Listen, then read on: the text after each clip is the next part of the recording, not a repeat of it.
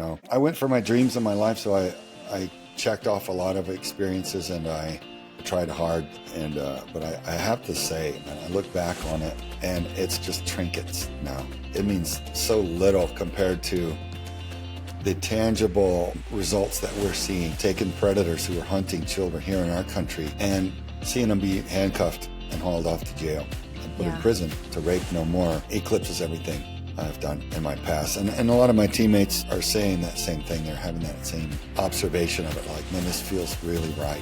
And so we're grateful to be able to serve and do something good in a crazy, tumultuous world.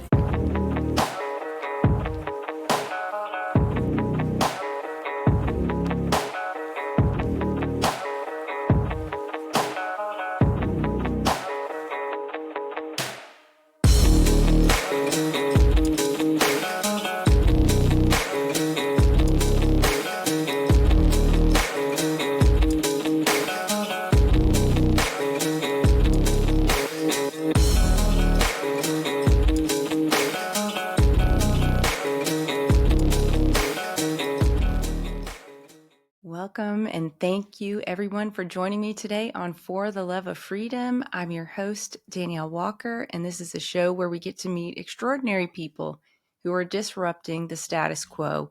We explore the stories that shape their perspectives and learn what drives them to bring freedom to the world. My guest today is Craig Sawman Sawyer. If you've been watching The State of Freedom for a while, you might recall our interview with Craig from last October. It was fantastic. Craig is a former Navy SEAL who operated with SEAL Team 1.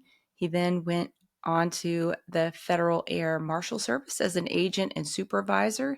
He served in high-threat mobile security contracting, film and television tech advising, and personal security training for the public. He served in Desert Shield and Desert Storm, resulting in decoration for his heroic service.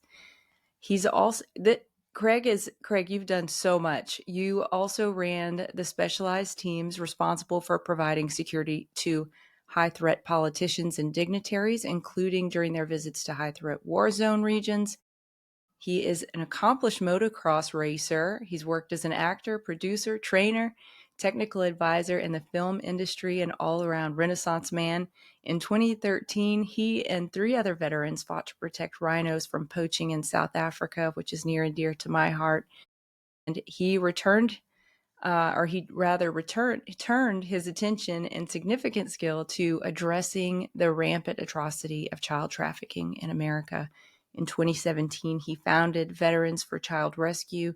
And if I'm not mistaken, I believe that you have a 100% conviction rate for the traffickers that your team has targeted. Welcome to the show, Craig. I'm so happy to have you with me today.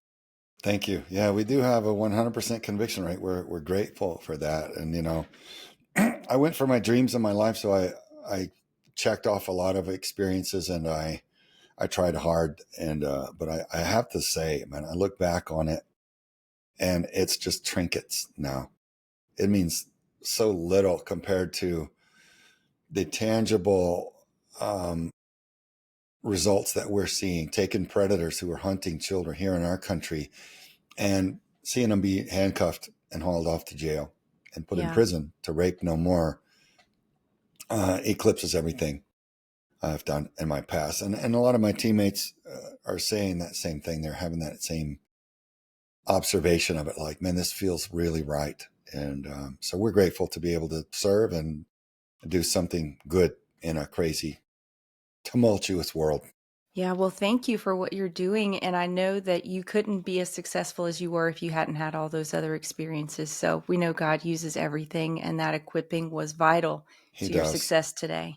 He does use it all, even when we don't understand it, probably especially when we don't understand, why me, Father, why have you put me through, some of the challenges in life and the things that are painful. And it's not until you start to see what he was actually doing with it that you look back and go, oh, wow, how beautiful. Yeah. And thank you. Right. And you can look back on the pain and the challenges and the difficulty. And you're like, man, I see now what you were building in me, what the experience meant, what I was to learn from that, and what you are allowing me to do now. I get it father. It feels so dumb. Like you don't see it. Like it's like a rat in a maze. He sees it all. He knows where it's going. And Yeah, so we have to just have faith and go. I trust you, Daddy. Abba, Father. I that's trust right. you. So let's go. That's But right. fantastic awareness that just as it does open up and you begin to see in retrospect, you're like, wow, man, he's beautiful. He's so good. Yeah, and such an honor to be part of something so meaningful that's literally changing people's lives for sure. Yeah, yeah. Well, Craig, I So always thankful. start out the show with a scripture to frame the conversation, and today's scripture is Second Chronicles chapter 16 verse 7, and it says, "But you be strong and do not lose courage, for there is reward in your work." And this seemed so appropriate because the backdrop for this scripture is when King Asa, who's a descendant of King David, had just risen to power, and he was going out and demolishing foreign altars, including those that were used for child sacrifice. And at that time, he led the people back to a place of covenant and seeking the Lord. And your work today is tearing down a lot of those modern day altars of child sacrifice. And anyone who follows you on X can see that your heart is to return people to covenant with our Creator God. So thank you for that. It's Man, such an it's a honor to have privilege. you. Thank you. Thank you. Well, before we get to the topic at hand, if you don't mind, if we could spend a minute on the Israel Iran conflict. It's not the main topic at all, but I don't want to miss the opportunity to get your insights because you're so knowledgeable in this arena. What's your take on where things are and where things may go with that? Well, we just came off a big operation that was kind of all consuming with our org, and we're doing some restructuring and onboarding a new intel and investigations team and the new huge conference and training coming up. I'm flying back out tomorrow. So I've been kind of head down and swamped with local work. And so I haven't been as tuned into this global chain of events as I normally have been throughout my life. I'll just say I see China as being, quite ready to back Iran. And I used to really have a lot of concern over these events. And now I realize it's all the creator's universe. It's all his world. And I used to think that it was my job to save the day, to try to stand up and build a program and run an operation and do the thing to make it better. And then I began to realize that these things are a lot of it, not destiny, but it's these things must happen. It's part of our development and learning process. And so I've kind of learned to take my hands off the wheel. That country song, Jesus Take the Wheel. Yep. And like another analogy is like ground your ruck, like let that rucksack fall to the ground behind you because it's not all your burden to carry. It's not that I don't care. It's that I'm not eaten up with the worry Yeah. of me having to fix it anymore because I have virtually no say other than what my relationship with the creator of all of it. So I've learned to have a peace in it now. Like I'm walking like a little baby chicken under the wing of my big daddy. My big daddy's Yahweh Sabaoth. He is the creator of everything. He is in Yeshua and Jesus Christ. I mean, just when you realize who spoke everything into existence, even the fallen, who are ruining everything, he lets them do what they're doing for a season so that we're learning from the contrast between good and evil. Everything's a choice. We've been given free will. What will we learn through it? And now I'm like, okay, this is a learning course. We're to learn through it. We're to do our best, but it's not on me to save the day for everybody.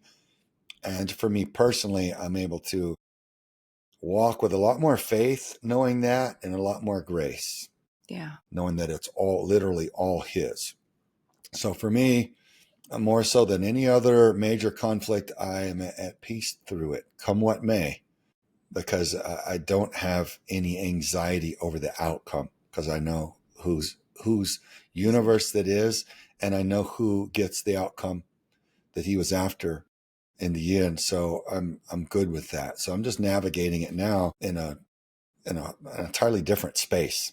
Yeah. And that probably should have occurred to me a lot sooner in my life, but I I think when you get to a high level of operations with a huge federal government behind you and all the assets and the aircraft, the whole military and intelligence community apparatus and the funding and all of that, that you can make just about anything happen around the world that you pretty much want to as a nation. When you're part of that big mechanism, you get to where you're used to solving problems, and every problem that comes up, you feel like you need to be part of that solution.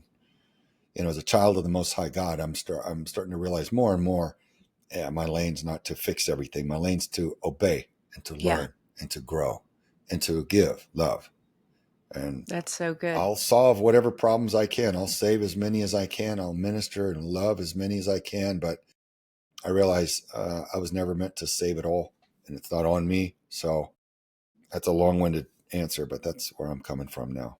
Well, it's a good answer, and I think it's probably one that's bringing a lot of peace and encouragement to people who, might be staring at the TV screen, with their hands clinging to the arms of the of Yeah, the love seat, instead or the recliner, instead of saying, you know what, I can pray. I can pray about this, and I can see what it is the Lord would have me do specifically, and everything else is His yeah. job. Yeah, that worry and that fear can be crippling for people, and I don't want that for them, and neither does the Creator. 365 times in the Bible it says, "Do not be afraid." And why? Because if you understand the magnitude of His power, how literally we are all held together at the subatomic particle level by His will, literally, then you realize nothing's going to happen, and nothing gets by Him. Nothing happens that he doesn't ultimately allow for our long-term greater good. So horrible as some things may seem, it all ends up being okay in the end. So Well, doesn't mean we let's shouldn't try, but it just means we shouldn't sweat the load as we do. That's true. That's absolutely true. The secret to losing weight 2 times faster has gone viral. See the transformations hundreds of thousands of people are experiencing around the world with the Slender Eyes drops. These homeopathic drops are proven to control appetite, support thyroid function, help balance the body's pH, improve energy, boost mood, and increase metabolic rate. I've heard firsthand testimonials from droppers in their 20s to droppers in their 80s who say that the Slender Eyes drops have completely revolutionized their lives. Try the drops today to see the results for yourself. To learn more about the Slender Eyes drops or other incredible natural wellness and lifestyle products, email me at info@freedomstate.us and put drops in the subject line, or visit the Shop Our Partners page at freedomstate.us. We also have links to those in the show notes. Thank you for supporting the State of Freedom. Let's turn to the work you're doing now. You obviously have a lot of experience going after bad guys and protecting good people from them. Would you just give us a little backdrop? What turned your attention to child trafficking in the first place, and what led you to found this organization? Yeah, well, it came back to a conversation that I had with a friend, and he'd grown up just north of Houston in the area that I had, and I was deploying overseas for a series of contracts, high threat mobile security stuff over in the war zones, and Africa for the Rhino Wars, and that for a TV series. And he was letting me know about child trafficking, and by his description, I understood that he was describing a covert operation run domestically here in our nation, but at industrial scale. And it horrified me to recognize the earmarks of it. Like, this is a covert operation, meaning and nothing runs at industrial scale without our government being well informed on it, if not running it. And that's when I realized, my God, this is full blown evil against the most precious, against the children, against the very most innocent, least deserving of harm. This is an intentional, horrific abuse on the most innocent at industrial scale in our nation. And I realized, God help us if if Yahweh decides to drop the hammer on us, if God Almighty looks down on us as he has numerous cultures throughout human history who have put their children through the fire to Baal and Moloch and all these abominations before him, defiled his most precious little ones, what is going to befall us if we don't turn? So I believe right now that we are in a time of exposure, a season of exposure where we're all supposed to recognize what's being done, whether you think it's good, bad, or indifferent. I mean, if you're even halfway healthy, you have to see child torture as a horrific evil. We're supposed to see that we've allowed it, and it's on us to start flipping some tables over and revolt against it. And I say we because we, the citizens, are supposed to be the most powerful people in this constitutional republic. We are supposed to run our nation through our elected officials. And we've gotten collectively so comfortable and so preoccupied, so distracted, that we've taken our hands off the wheel and let the demons drive the bus into every obstacle and off every cliff there is. Yeah. And like right now, I think our pants are down around our ankles as far as national security compared to China. I heard Pete Hegseth, the SecDef, say on a video clip just yesterday, he was like, China's been, while we've been dismantling our military under Obama and Biden administrations, China's been building and building and building. And they're specifically not training for a past war like the United States tends to do, half-heartedly prepare for the last war 10 or 20 years ago that we just fought. But China's been specifically preparing to defeat the United States of America for decades and decades now. And we've let them, and we have dismantled our military while they've built theirs. So Pete said they've run 100 war games in the Pentagon against China, and they've measured it every direction. He said 100 out of 100 times China wins. China won every one of those war games. So he's like, man, we're not where we once were. We're not where a lot of the American people think we are, as far as our military might. So I think we're in a pretty precarious spot, but again, I'm not worried about it.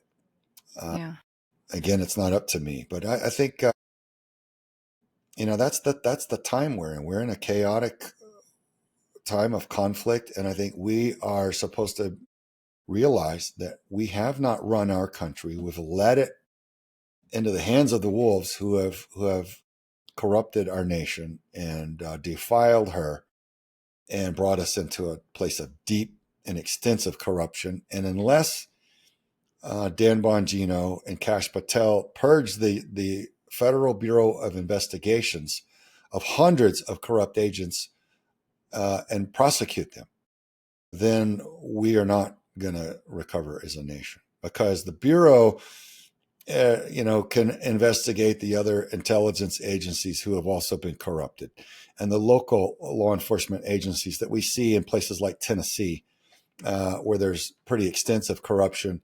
That's going to continue unless a higher investigation comes down and rectifies the situation and brings meaningful correction. So I do hope and I pray that those two men purge the Bureau to the degree necessary. I think they need to do it carefully and accurately. But if they do it in good faith, there's going to be all the agents that were part of all these false flag events that have betrayed our nation so deeply. Anybody in the intelligence community has been watching those, and a lot of civilians watching and see exactly all the manipulation and the government complicity in these things. It's like, really? You're operating against your own citizens? Like, how did you think that was going to work out if anyway? Yeah. So I'm hopeful, though, that we get this ship rectified and our DOJ serving in good faith again, and our judicial system prosecuting again, that we get George Soros's rancid fingers out of our system. Yeah. We can't allow judges who have been paid not to prosecute to sit on the bench any longer. We know that's extensive. Every major city has a judge and DA who have been funded by George Soros with the agreement that they would not prosecute entire categories of harmful crime, including child trafficking. Yeah. We can't survive that as a nation. That's a catastrophic ideological subversion. That is a deep betrayal that causes extensive destruction. Yeah. But yet there it sits. It's been discussed in open congressional session and still hasn't been corrected. So we got a swamp to drain, but there's the great opportunity. There's the beauty. It's like, hey, look, man, we get to be the generation that brings about meaningful correction and restoration of legitimacy so that our system works the way that our founding fathers intended, and that it's honorable. And that we're not having forever wars, and we're not bombing villages for, defense contractors to make billions and billions of dollars.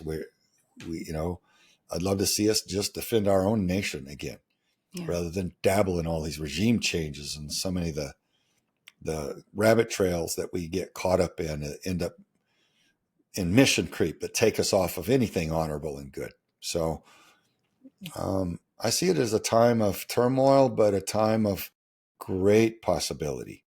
If only we'll seize the day and seize that opportunity and turn the ship back around and focus on a true north, heading towards that which is righteous and good, we can do a lot. But if we sit back and do half-hearted measure, and then the demons are just going to infest immediately when that next election happens, and it'll all be torn down immediately. We'll be in a disaster zone. Yeah. When you were talking about George Soros, there's been increasing amount of data coming out that it wasn't just George Soros funding it. It was us. George Soros was using tax dollars. Tax dollars were being funneled to him to subvert the American public. To me, that's treason of the highest order by both the people who funneled the money and George Soros himself, if he's even an American citizen, which I'm not certain that he is. But you're absolutely right. Yeah. And his son and his whole network are just as complicit. I see people, they're so soft now. They're like, he should be made to leave the country. I'm like, come on. He should be put on trial, probably by a military tribunal, according to his crimes against our nation. I don't care what nation he's a citizen of. I do know that he's from Hungary and he's not welcome there. Neither of any of his allies or his businesses. And I've heard that he's banned from 3 or 4 or 5 other countries as well. Yet he's allowed to operate directly against us in broad daylight, decade after decade. It seems so stupid, Danielle. I mean, I've heard him talk about it in open congressional sessions. So it's not like it's a theory or that somehow unknown. Everybody knows he's doing it. And yeah, he's a master at funneling our taxpayer dollars that go to things like the World Economic Forum or the World Health Organization or their Center for Disease, CDC, and other, federally funded projects. For whatever reason, he's got his fingers in that, and he diverts a lot of that into his own NGOs. And he's the one behind Antifa and BLM, rioting and burning our cities down. And half our citizens are so uninformed, they don't even recognize what's happening. They're like, oh, it's democracy. No, it's subversion. You're being betrayed. Your tax dollars are going to burn down your own city. And it's just, anyway. I agree with you. It's a sickness, and it's evil. It's sin. It's deep dysfunction, and it's all orchestrated by the fallen. So the more you investigate this at a high level, you'll go until you see everything is connected spiritually. Everything ultimately has a spiritual motive, and it is that original conflict between the two kingdoms of good and evil. And I believe those that run the world with the most wealth and power are in league with the fallen. And I think that's why they're allowed that wealth and power, because earth is under a fallen state. Satan is the god of this world, small g, for a season until King Jesus returns. And so no wonder, scumbags are the ones that are the biggest billionaires or the biggest wealth and power, people are like, how can this person or that person be such a bigwig? They're not even smart. And they're a horrible person. Their family hates them, this and that. And they're not even a wise business person. How are they? Because they're part of the club. Yeah. You know, Trump calls it the cabal to put a short term on this global network of corruption. Call it what you want, but it is an agenda run ultimately, I believe, by the fallen. And you got weak humans who want that wealth and power, and they'll serve the fallen to get a position of wealth and power. And so, interwoven with all that, what ties all these networks of corruption together is the children, because they are the high value target for the fallen. That's how Satan makes war on the Father, is by defiling and destroying the most precious little ones, thinking that he's hurting the Father. And I'm sure it breaks his heart, but with that comes anger and wrath. Yeah. And so, And I think we'll see that too. I do think we'll see that too, because God's wrath is mercy to the evil, is his mercy to those who are being oppressed. Absolutely. Well, and it's beautiful too. I've talked about a lot of dysfunction and darkness just because, to answer your question, but I want to just remind everybody the beauty, what we see, the healing.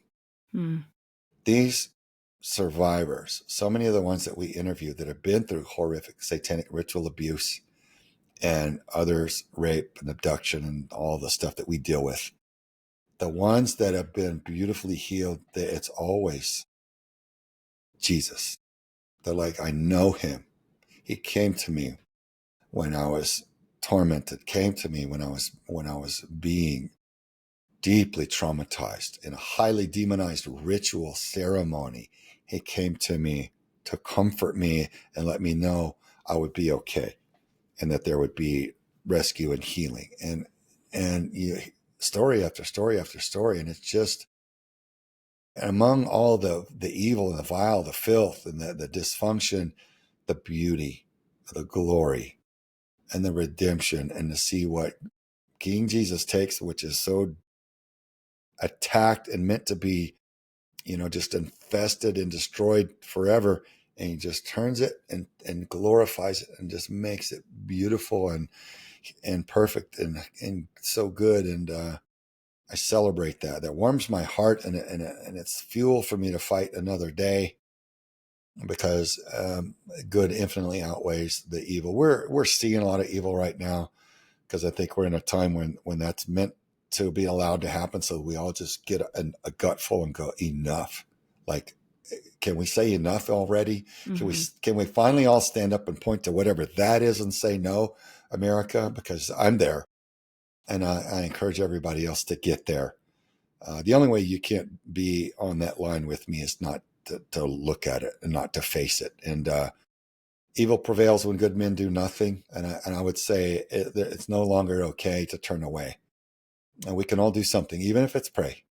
Pray hard, pray fervently, pray passionately, because what we pray echoes in the heavens, and God does hear us, and He does answer prayer.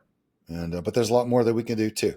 So we can be His hands and feet down here, and we can minister and love on a lot of people. We can rescue children. We can help arrest bad guys. We can fund projects. We can vote. We can peacefully protest. I'm not talking about the violent rioting that we're seeing from one side of the aisle. We can literally peacefully let it known that we love the children. We will not tolerate this industrial scale child trafficking. So there's the beauty. I just want everybody to realize that is what we need to be focused on. That's why we fight. That's what we want to bring about. That's what we are about. And so we're willing to stand up and help bring it. Have you seen your men change, the men on your team, as they've gotten involved in this? I mean, I can't imagine. I could see that these are tough guys who've seen a lot of stuff, and then maybe they didn't realize exactly the spiritual war that they were signing up for whenever they got involved with your work. It's such a beautiful question, because yes, and I laugh because I can't even describe how much. So, first of all, I'm radically changed. And I'm embarrassed to look back and see who I was in some ways. I've always believed in being a good person. I always wanted to be humble and selfless and all this. But it's not until you get really close to the light that you realize, baby, you ain't it. Right? You know what I mean? Like when I get closer to the Father and deep prayer and reading the Word, and He shows us and He reveals to us how He is and how He means for us to be. If we want to match our heart posture to His, if we want to calibrate ourselves to love what He loves and hate the dysfunction and the abuse that He hates, when you start to get close enough to where you can feel Him and you can see what He stands for and begin to comprehend the magnitude of His love and the mercy He has and the forgiveness, the redemption, the grace that He has on those of us that just seem to screw up by the numbers, and He's just like, I got you, it's okay.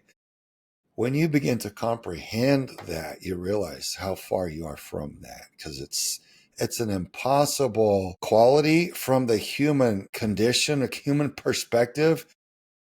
But the good news is the door's wide open, and we've got the free will to make ourselves like Him as close as we can with whatever time we have. So yeah, my team are doing that. We are growing. We are learning. We are through a series of things. Each of us need to be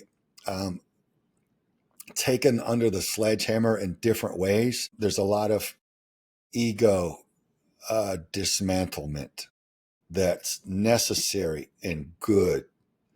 My whole sniper team from the SEAL team I was on at DevGru were together at a NASCAR race 2 weeks ago. And we were just catching up. And 3 out of the 4 of us have been radically saved and just living for Jesus Christ and running to the Father and trying to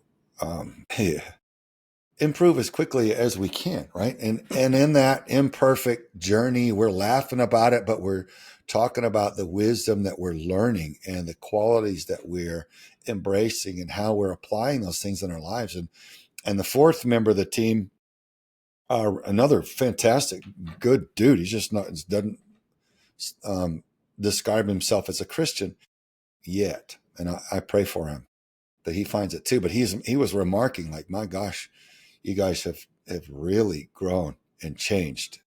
And he was seeing the quality and the values and the ethic, the standards that we subscribe to now. Because he worked with us. I mean, we were hard pipe hitting operators, man. We were all over the world together doing some very difficult things at the highest level, counter-terrorist operations. And so we were always a harmonious crew, always cared about each other, and it was always good. We worked hard. We did well.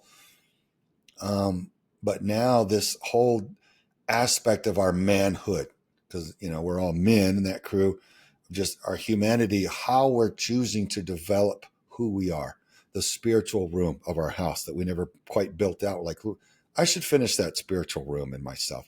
And it ends up being the most gigantic and glorious room ever. Like, why did I wait so long to develop that side, that aspect of who I am as a person? So yes, ma'am, we've changed.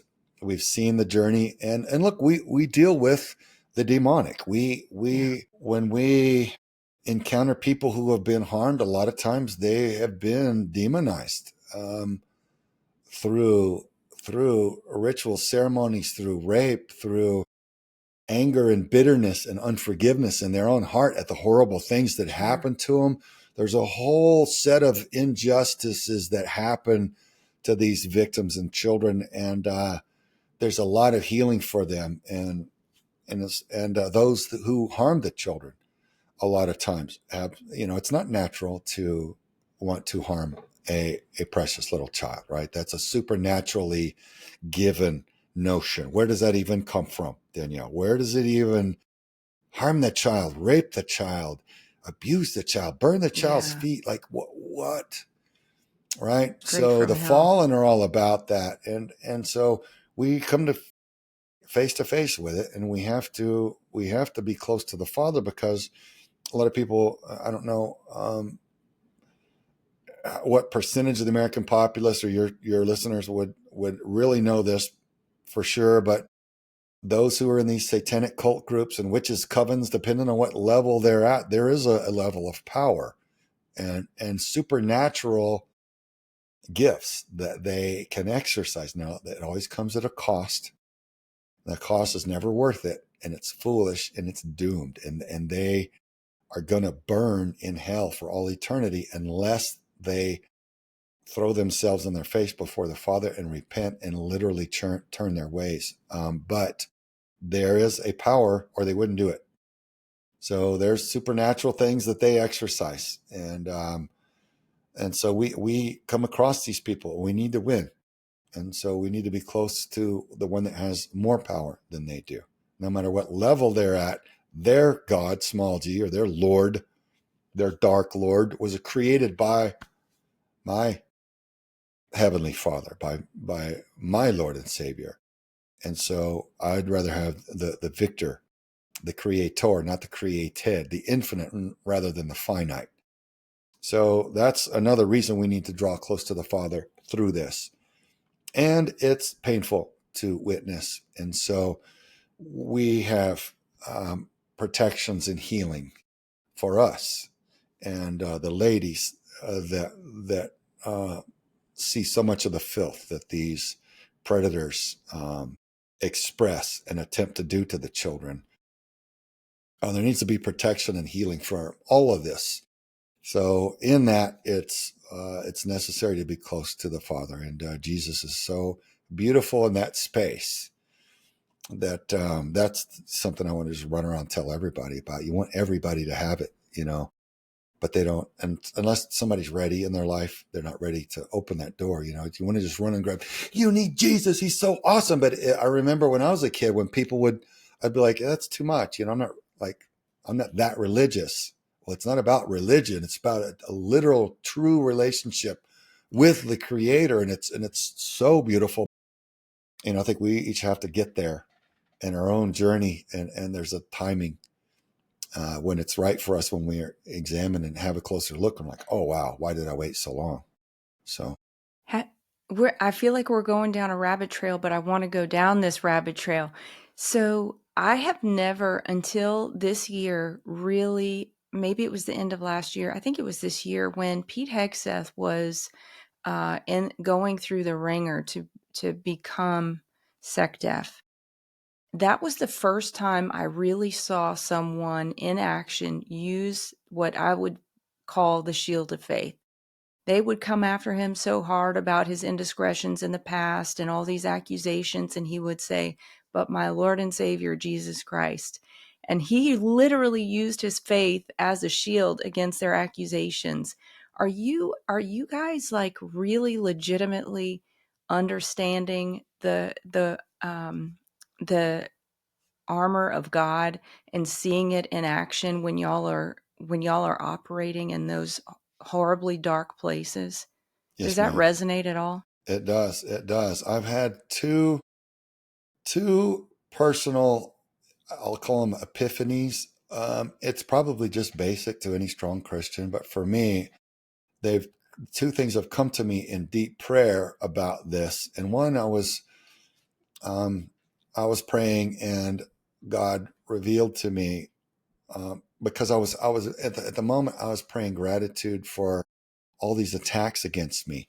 What the cabal or the corrupt will do against you if they can't just kill you, or they don't care to because it's bad optics or whatever. They'll smear you. So they send these lunatics with no job, no home, to smear you with different video and news articles, although they're not journalists. They're just lunatics that publish a bunch of stuff and try to make themselves look like a journalist. But anyway, they're not backed by any institution or anything, because that would come accountability. These people are not accountable. You can't, even if you beat them in a court of law, for millions of dollars, you can't collect. So they don't have anything, right? So the smearing. And I was like, Father, I don't feel it. At first I was like, man, why do you think I'm, dear hater out there, why do you feel like I'm a horrible person? Why do you believe those horrible things about me that you're publishing? Well, they don't believe those horrible things. They're paid to do it. Yeah. So But I was just like, I don't feel it anymore. We've beaten these people in courts of law. They still smear, and people are like, so-and-so smearing you. I'm like, I don't care. What we're really doing, we can demonstrate. And I don't feel their filth anymore. I'm like, Father, can I just thank you for that right now? Can I just tell you how beautiful, like I see these fiery darts, but they fall short. Like there's not even there. I mean, I know it, but it's like they're not hitting me. And he said to me, that's your shield of faith, son. And that's why he goes, you know me now well enough to know that it's all mine and that I want you doing what you're doing. And your faith that I've got you covered is why you're not feeling the impact. They can squabble, but I'm not only going to let them get so close and have so much effect. And he goes, that's why their flaming arrows are falling short, because I got you and you know it. And That's that so knowing, that faith is your shield that's protecting you. That's why they're not hitting you. That's why they're not hitting you in here, because your shield of faith. Do you understand? I'm like, oh man, do I ever. Now, thank you for that, right? And I guess if I told most normal Christians that, they'd be like, well, yeah, shield of faith. That's what that is. I'm like, but this was just a deeper knowing, right? A comprehension of it. And another one was the shoes of peace. And it was essentially, I was praying for peace over some people that I care about. And he was like, again, it's in knowing that in the end, because I am God, it's like be still and know, right? It's that is what he's letting me know. Like, be still and know that I am God. Like, that's it. That's ball game, um, game, set, match, or whatever. So it was in knowing that in the end, it's all going to be okay. That's your shoes of peace. I'm like, oh, that's two, Father. I can't wait for the others. But he's given me two specific lessons on the full armor of God. And I'm just so grateful for those moments when it just comes. Boosh, he just drops an I don't know. They say that, spiritual communication or real prayer, it's telepathic. You don't hear the words audibly, but the knowing falls upon you as though someone had said the words. And you're like, why do I understand this thing right now where I didn't a minute ago? Mm-hmm. That's cool. That's super cool. So I'm just so thankful for that. So yeah, we're using our full armor of God all the time, and we know it's there, and we're developing it, and it's a journey. It's a growth. It's a course of exercising our free will and then our faith. And we're imperfect, and we're walking this journey towards our Heavenly Father, and we're doing it in good faith, and He's blessing it, and we're growing tremendously and stronger, and we're growing stronger together, and greater gratitude all the time. So the way that this team is morphing and growing and elevating is very beautiful to me, and including all my immediate family now have gone all in on the mission. And at first, 8 years ago, they were all keeping it at arm's length because it was ugly. Yeah. And they didn't want to deal with it. And now they're all standing right next to me, digging in and fighting. And I'm like, and I didn't ask them to. One at a time, they came saying, I want to stand next to you and fight. I want to help you, Papa. That's amazing. I want to help you, honey. I want to lock shields with you. I see you out there working so hard. I want to just make sure that I'm with you too. I'm like, okay. So everybody has their own timing, because, the two ladies in my life are both trauma survivors from childhood. So I respected their space until they were ready, but now they're fierce warriors. I believe it. Probably amongst the fiercest. Our daughter intimidates us all, man. That's a whole different story. Well, I want to pick up on a thread. You talked about the industrial scale of this horror of child trafficking. And it connects in. I first became aware of your work when you had a press conference back last September with Mark Fincham, who was an Arizona State Senate candidate at the time. He's He's now been elected. And it was then Millerville, Tennessee Chief of Police Sean Taylor, who I believe has since resigned. Y'all were exposing the reality of corruption. And it was darker and more, I don't even know how to say, seedy and interconnected than most normal human ability to even conceive of, with political campaign funds, human trafficking, drug trafficking, blackmail, mortgage fraud, and more and more and more. Would you talk a little bit about what it was that the team had uncovered at that point, and if there's any updates in that case that you're able to share? Yeah.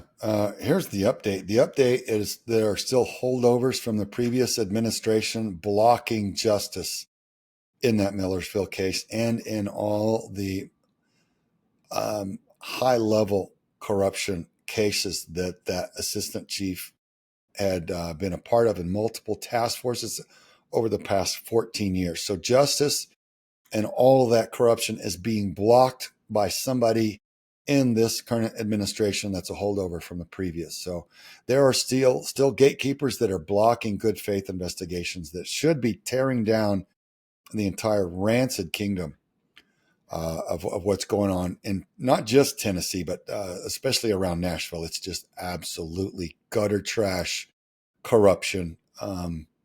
Judges, DAs, chiefs of police, sheriffs, you name it, politicians.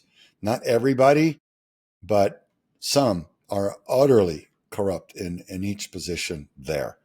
And we're talking about child trafficking and murder and cover up of those crimes and all that. So that's really the update. There's a major RICO case that would tear all that down. And a lot of it's being, the war's been made over that. So we ran a sting operation there, and we got one arrest and 70 warrants for more. And there was a local reporter who's tied into all the corruption there, who lost his ever loving mind and just basically fell down in public, throwing a temper tantrum and trying to have the chief of police fired and the assistant chief of police fired. Of course, the city council wasn't going to do that because they hired these guys to build a new legitimate police force there, which they had.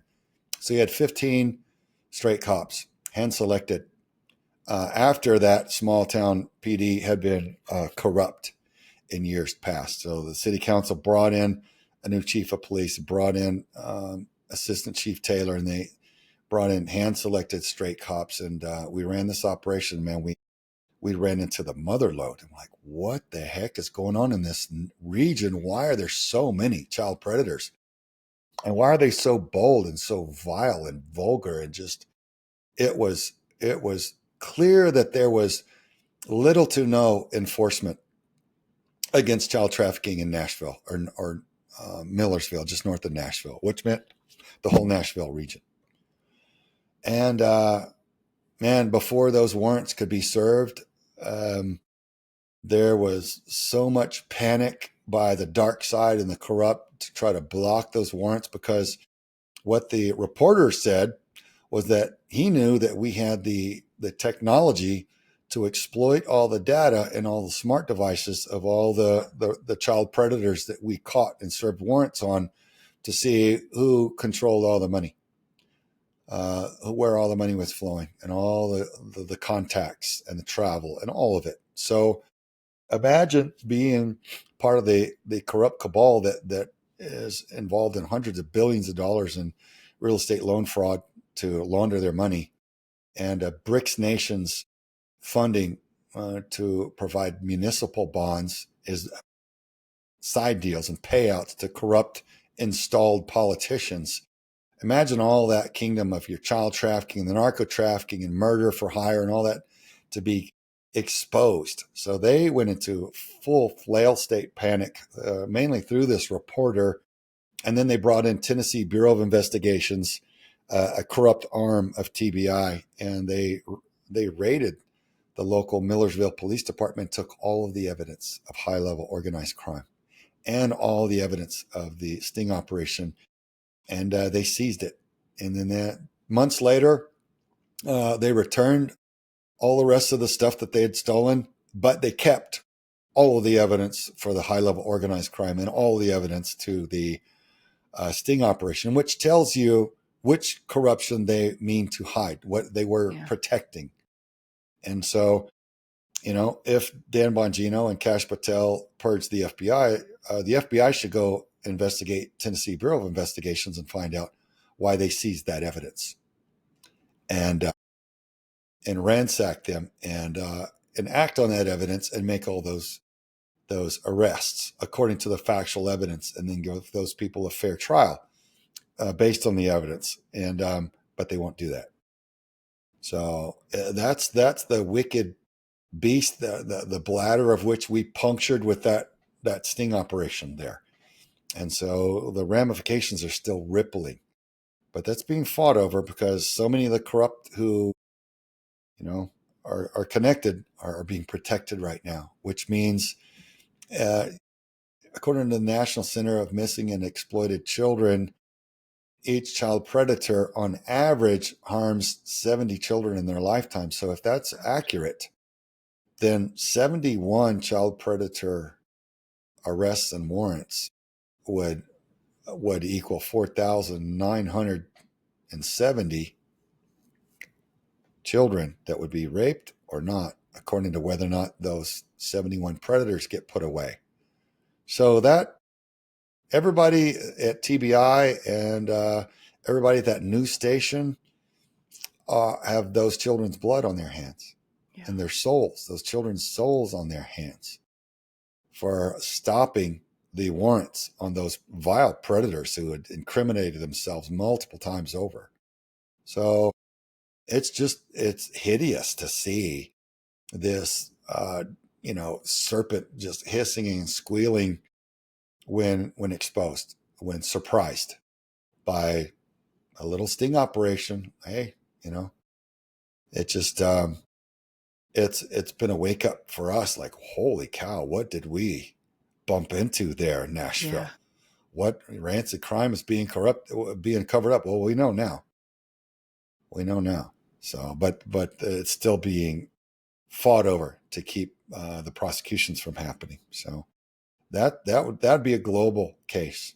There's a lot of corruption, and it ties into the Diddy and Epstein and Weinstein cabal networks of corruption and a lot of others. At the highest level, a lot of these people share the same lawyers and agents and managers and resort vacations and all this kinds of stuff, and money managers and a lot of that. And they're very closely tied. You don't have to research very far up the chain of command. You can see where they're very, very incestuous, and very, very closely knit. Well, my ears perked up when I heard about corrupt DA Letitia James being investigated for mortgage fraud or charged for mortgage fraud, because you don't hear that every day. And I knew about the connection in Tennessee, that being kind of the red flag that unwound a lot of this stuff. And so it'll be interesting to see if she gets swept up in this. It's strange. It's like, there'll be somebody in a gatekeeper position within our judicial system or our government system. And, agents will say, hey, man, we've got this one case. We need further authorization and funding or whatever. We're going to go in and make these arrests. And somebody will tell them, no, you're not. You're going to go work on something else instead. And I'm like, wait a minute. Well, we have the evidence. We know it happened. We know this person or these people are guilty of these horrendous crimes. And they'll just be told, no, you're going to go work on something else instead. And that's when they realize, ooh, it's corrupt. We're not allowed to operate in good faith. This is disgusting. So, I have people let me know in good faith, confide in me that, they're running into that. So, Tennessee, man, I hope you don't live near Nashville, because your children are not protected. And there's rancid child trafficking, and what's behind it is pretty evil and dark stuff there. So I hope you don't live near Nashville, because the justice system there is broken. Yeah. You know, it's interesting. I was listening to a show on Badlands Media called the Devolution Power Hour, and they were doing a review of the Mike Lindell case. And one of the themes that popped up in that case was uh, the number of people inside the government that Mike tried to share evidence of election fraud with, and every stop of the way, he got blocked. And so I think these blockers are probably all part of the same web, even though it's quote unquote different issues. The issue is ultimately all the same. It's the Yeah, overthrow of the country. it is. Yeah, it's that same old. It's the agenda of the fallen, which is their ultimate agenda is one world order under the Antichrist in the future. But it's they want to consolidate all nations. That's why they're for open borders. It's not for anything compassionate or they put everything under the banner of, oh, we're for the little guy or we're for the less fortunate. No, these people are ruthless, brutal psychopaths, and they want to erase all borders so they can consolidate everybody. And they want to, if you'll read their Agenda 2030 or Agenda 21 documentation, what they propose, and just listen to what they say at the World Economic Forum, they'll talk about how they want to eradicate like 90% of the world's population or something like that, because they see people as just cattle, and maybe not even that. And so that's not a normal or healthy thing. They want to spin to us that everything is broken and everything's toxic and we can't survive like this. Well, in truth, there's abundance. It's just that we live very close to each other in the big cities. But when you fly over the nation, you'll see overwhelming space. There's nobody there, right? There's wide open. There's plenty of resources if we're wise with it. So there's no need to eradicate, resort to genocide. But these people are that sick. So that's what it's about. It's a Marxist model. And so it's the worst form of communism. It's tyrannical, and that's what they're after. And so nobody would vote for that knowingly, so they spin it, and it's democratic socialism. They always call it democratic socialism around the world. Before even, what was it, 25 countries, and I think over 100 million people eradicated in government-sponsored genocide over the past century.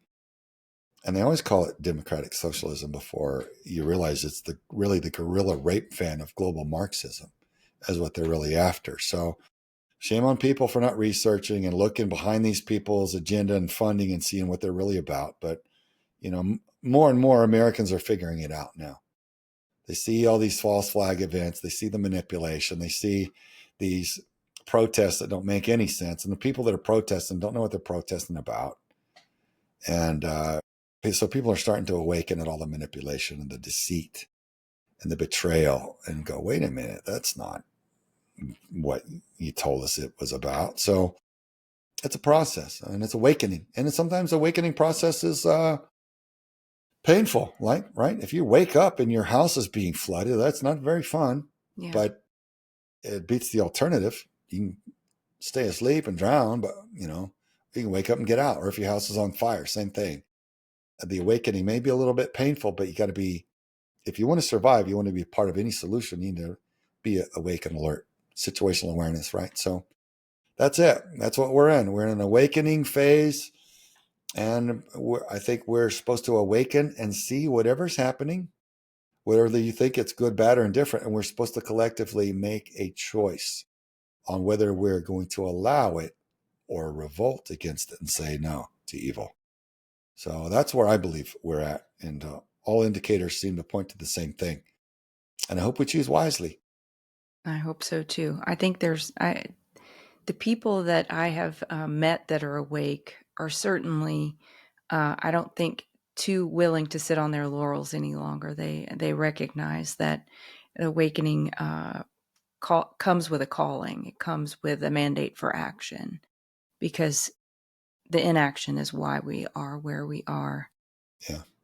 Correct. Yeah. At some point, you got to realize, what are you going to lose? Yeah, Right? exactly. They're gonna take your country from you. They're gonna take freedom from you, and they're gonna enslave you and abuse everyone you care about. So are you gonna resist early on when it's more effective and more possible to do it, or are you gonna wait until you're literally under their boot in a cage and try to resist when you're just gonna get a bullet to the back of the head? Yeah. In your operations, are you what percentage are you seeing of rescued individuals who were trafficked in across the open borders? Well, we do rescue children and even adults when we can, but what we mostly do is we arrest the predators. Okay.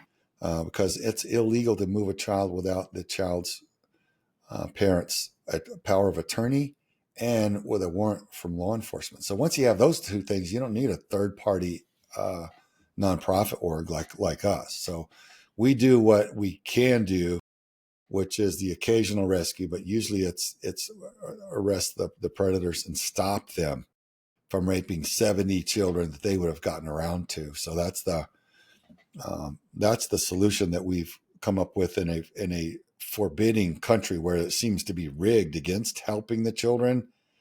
But I wouldn't really be able to tell you percentage as far as domestic or international. Certainly when the Biden administration was in, the border was wide open, and it was all about child trafficking. I mean, it was government sponsored. The government was literally partaking in the trafficking of children and ensuring they got into the hands of abusers.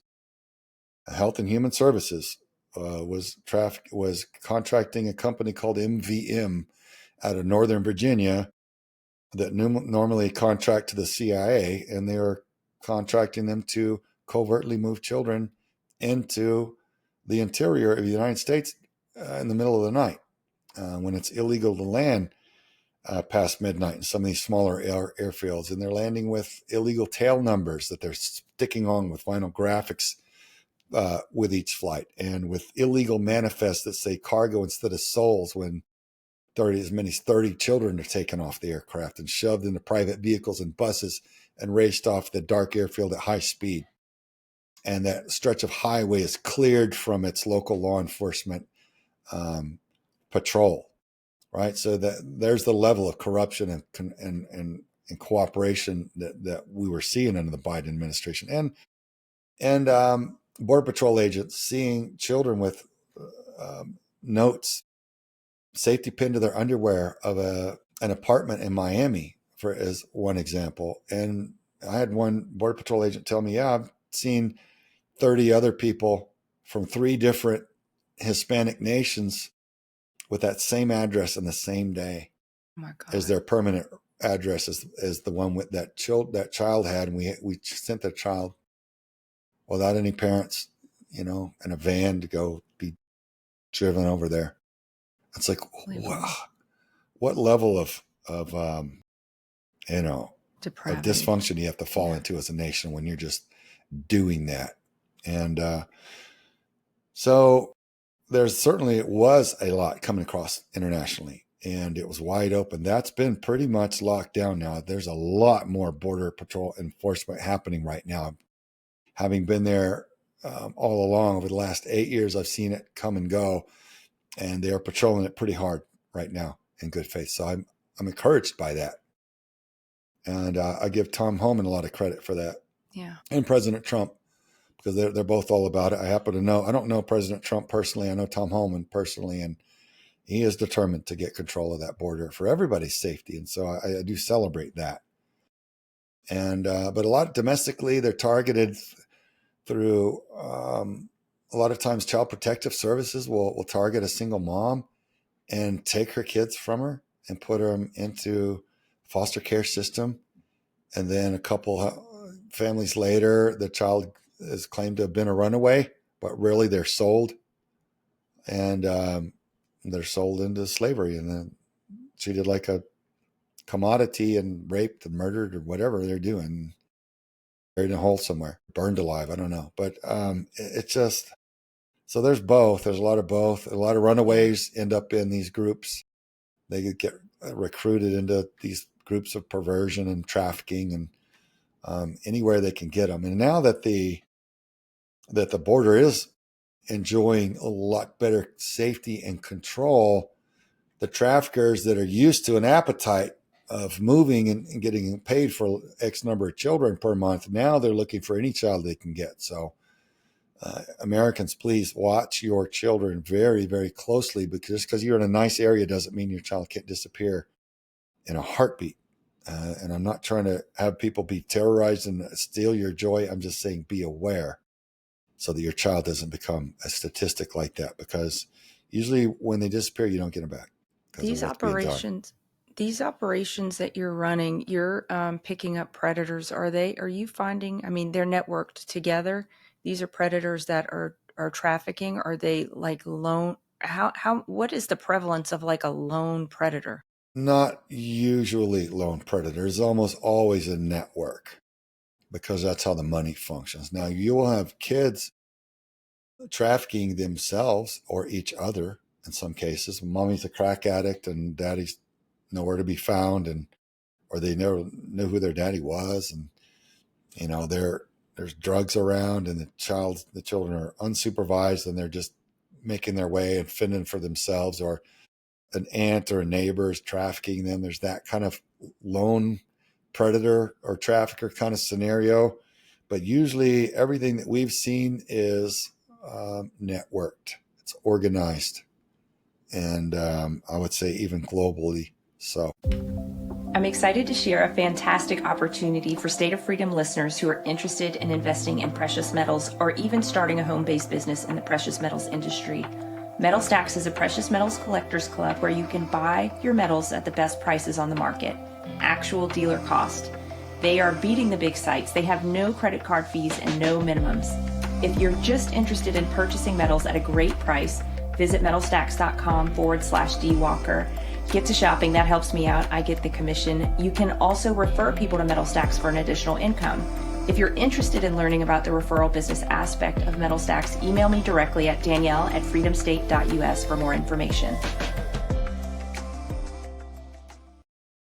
We've seen a couple of whistleblowers from the HHS, the contractor. A woman in particular came out and was obviously very ridiculed by the mainstream media for her.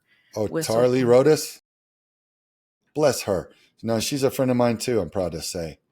And, it takes a lot of moral courage to stand up and speak what people don't want to hear, but is true and needs to be acted upon to save countless lives. So bless her, and shame on anybody who's attacked that woman. Absolutely. For doing that for the children. Have you Have you heard of any other whistleblowers that maybe just aren't making headlines? There's another young man named Carlos who was a driver, and he was literally delivering the children to people he could see were, because he'd been doing it for a while, he could see that these people are cartel. These people are abusers. These people are traffickers. Foster families or their not biological parents. And so he was telling his supervisors at HHS, hey, you just had me deliver children who I know were traffickers and cartel.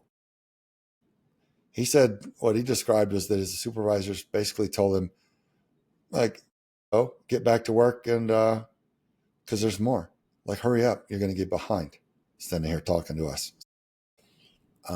Those people need to be dealt with legally. That's lust for power and greed. When you don't care about a precious innocent child, you're very broken, and you don't have any business in our government. In fact, I would say you don't have any business in society if that's how you think. But certainly, we don't have to employ them in our government anymore. Right. Once they've revealed that that's how they tick.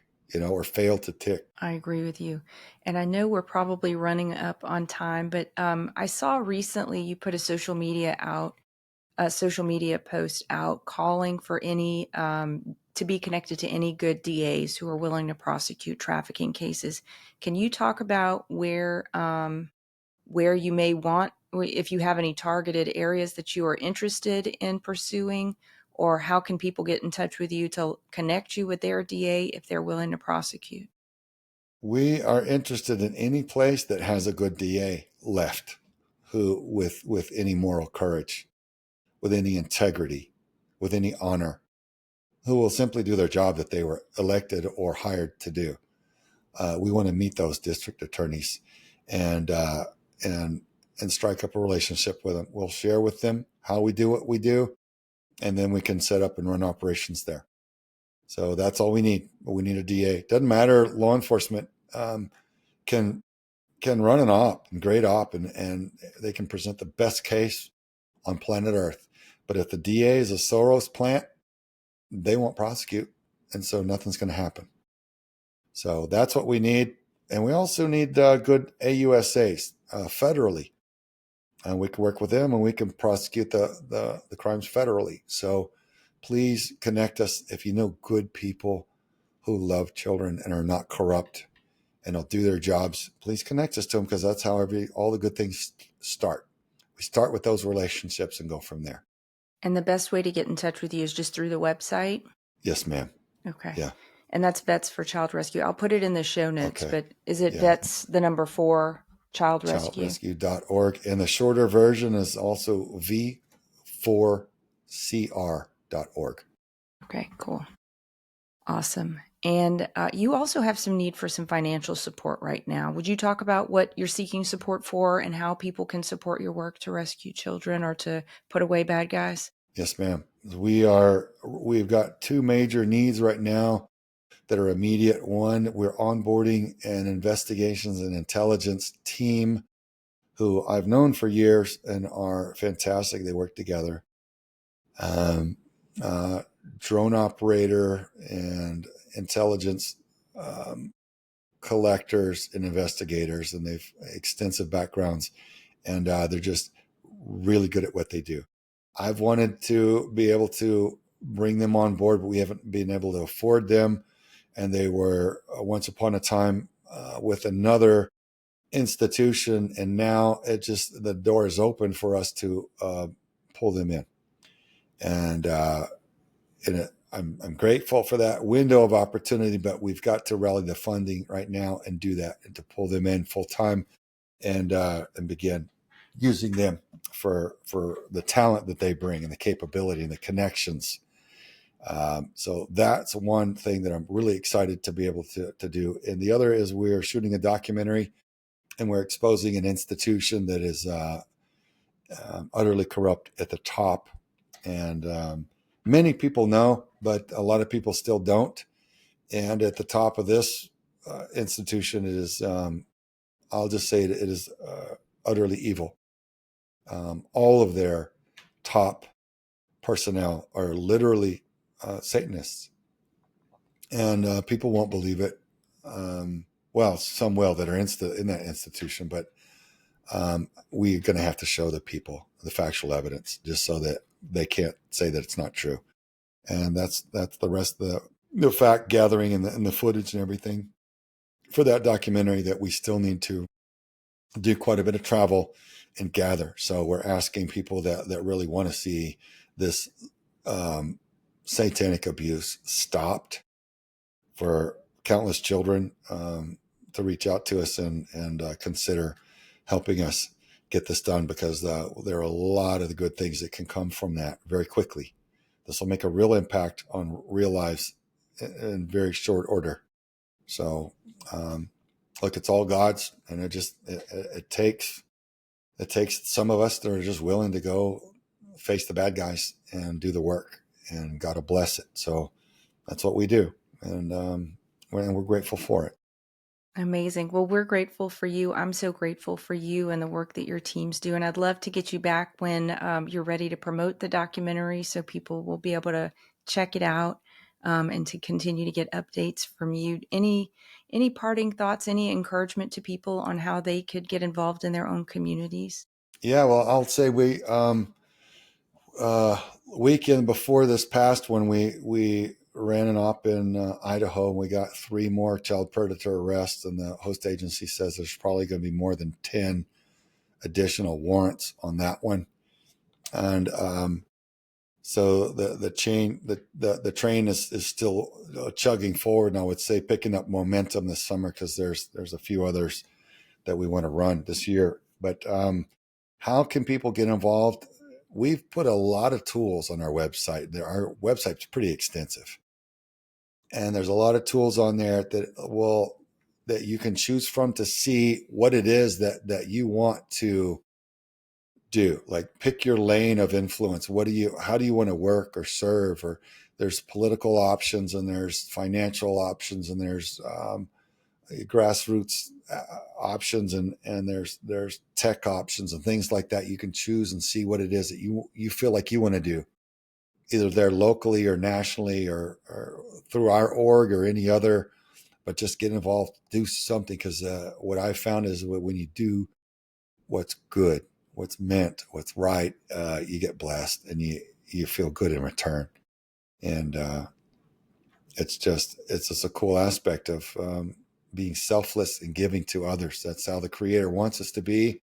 It's pleasing to Him, so He blesses people for it. And it's addictive. Once you go and you're like, man, it doesn't need to be all about me anymore, and you just go and help people, and God blesses you. You're like, wow. That's the stuff money can't buy.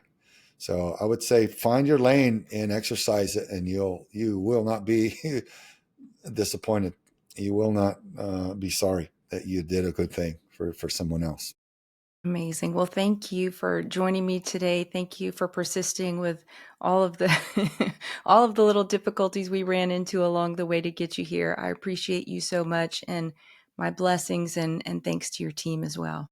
Thank you so much, Danielle. God bless. Awesome. Thank you for joining me today on For the Love of Freedom. I hope you were inspired by my guest and their mission to bring freedom to the world.